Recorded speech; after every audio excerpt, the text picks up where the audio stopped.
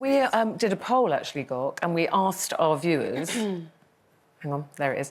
We've asked our viewers, have you ever missed a big life event, you know, a wedding or christening or something, because you didn't feel comfortable with the way you looked? And 74% of our viewers said yes.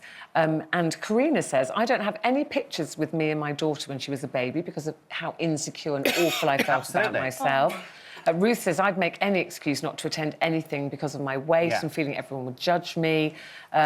You know, Ged, I hated being seen in public because of my weight and bad depression.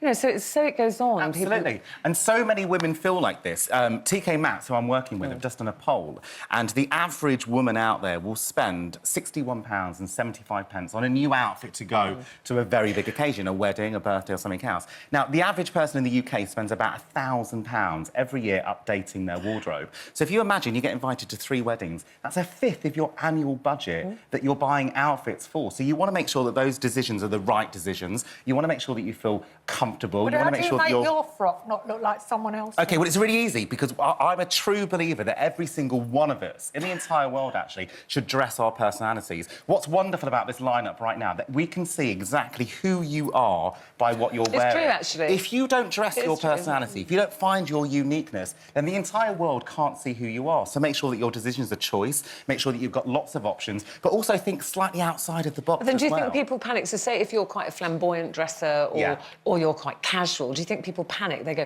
I'm going to a wedding, I have to be very formal, where actually they're quite a casual person, that you should look for an outfit that's casual. I think there's a certain amount of protocol that you've got to go through, because, of course, don't forget, weddings in particular are one of the largest catwalks out there. You're surrounded by people, everyone's looking to see what you're wearing, you're looking to see what they're wearing. But I think that as long as you think to yourself, right, keep it unique, keep it individual, make sure that you're getting your accessories right and making sure you're showing yourself. How do you do all that, though? Because it is a bit of a minefield. I mean, sometimes I don't even know who I am, let alone my wardrobe. I know exactly who I am. But I often wear high street clothes with really good accessories.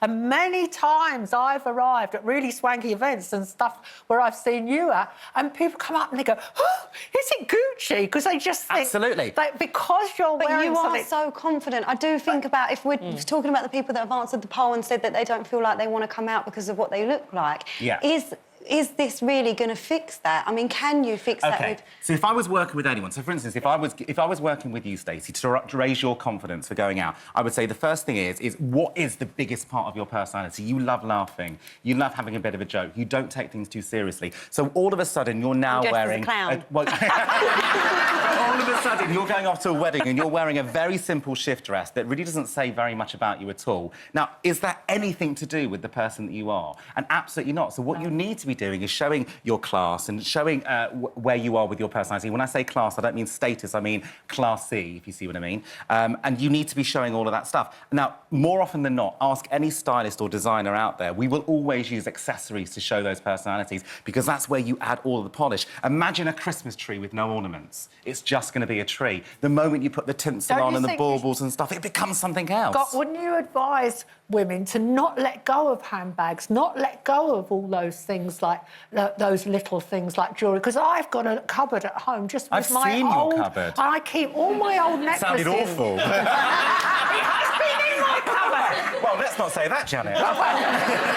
But you've seen that I carefully store really cheap earrings going back 30 years, because they come back in, and it's not about spending a lot of money, it's saving... You're completely right. Over the years, for the last 20-odd years, I've dressed thousands of women. And I have to say, the women that I enjoy dressing the most are those women that aren't so hung up with the price, aren't so hung up with the designer label. They're hung up with showing who they are. And if it is a pair of £3 earrings, or if it is a pair of 12 quid shoes, it doesn't matter at all, as long as you're showing who you are.